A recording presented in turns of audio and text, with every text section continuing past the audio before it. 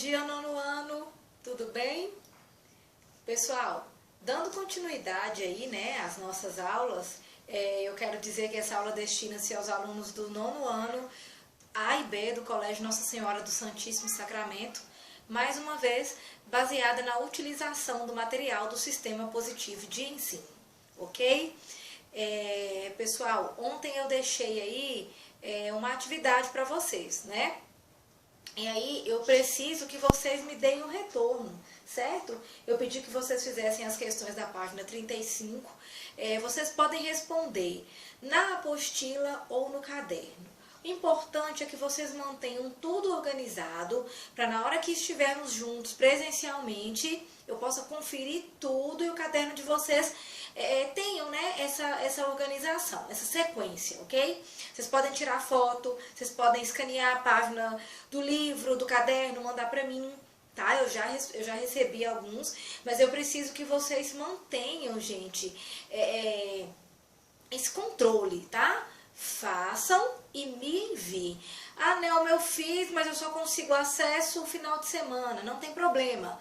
Chegou o final de semana, pega tudo que vocês fizeram e enviem pra mim, porque eu preciso corrigir para dar a nota de vocês, tá bom? Vamos lá, gente. Lá na página 36 do livro, nós vamos falar um pouquinho dos partidos políticos que fizeram oposição ao czar nesse momento lá na Rússia, né? Lembrando aqui que nós estamos falando sobre a Revolução Russa. Então, alguns jovens russos tiveram contato com as ideias de Karl Marx, né? Para quem não se lembra aí de quem foi Karl Marx, vale uma pesquisa.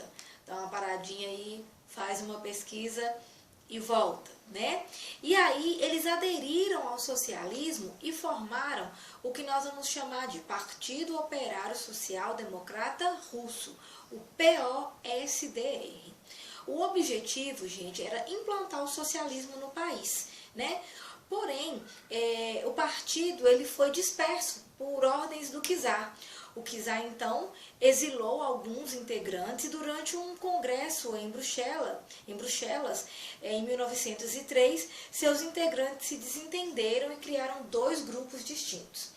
Os mencheviques, que eram a minoria, e os bolcheviques, que eram a maioria. O que os mencheviques propunham? Eles acreditavam em um processo moderado, em uma transição moderada até a chegada do socialismo.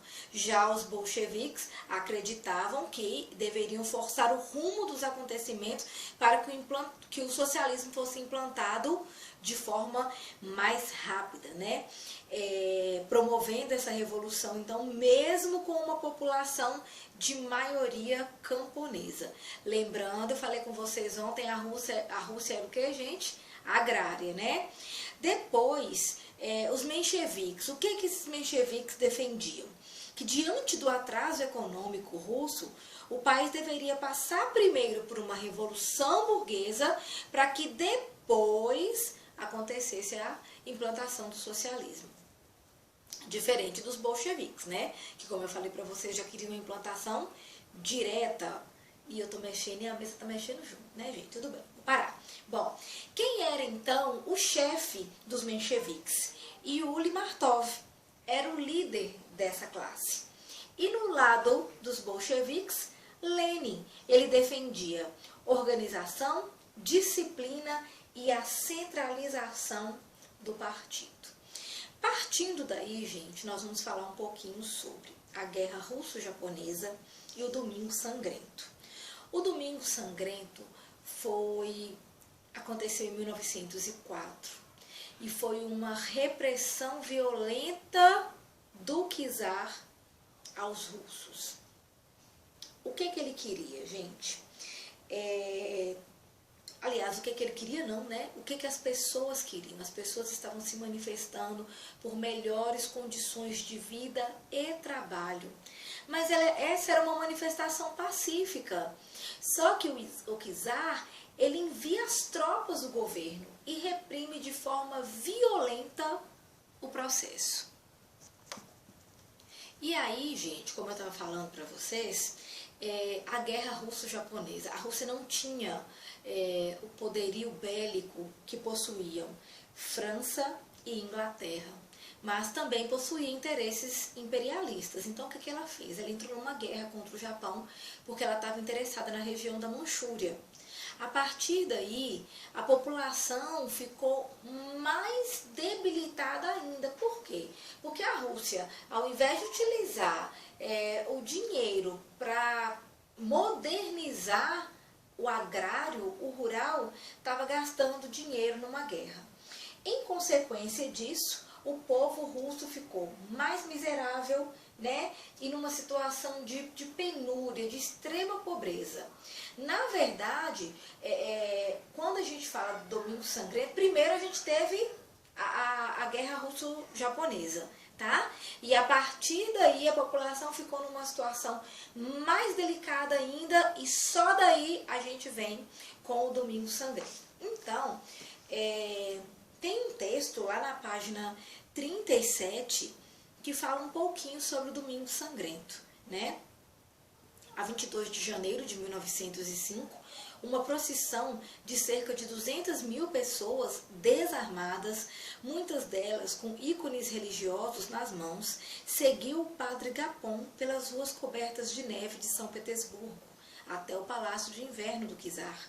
O palácio estava guardado por um esquadrão de cossacos, as tropas de elite do imperador, com suas espadas na mão. De repente, veio a ordem de ataque, e os cavaleiros avançaram sobre a multidão, pisoteando homens, mulheres e crianças. A seguir veio a infantaria, atirando contra os manifestantes.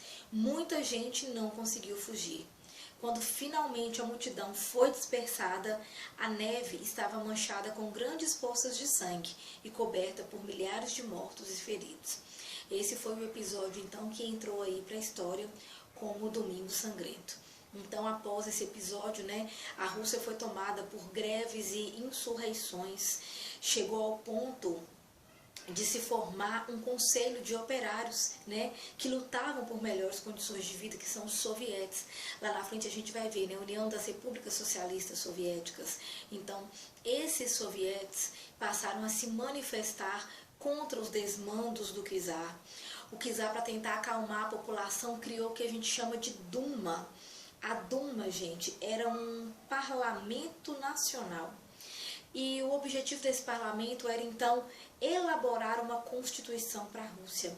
Porém, a Duma tinha poderes limitados de atuação, e o czar continuava exercendo poderes absolutos. Até que no ano de 1914, mais greves e mais agitações populares começaram a acontecer na Rússia. Era o que a gente chamava do início, né, do ensaio da Revolução. Então, o caminho até aí seria o da Revolução Russa propriamente dita, de 1917.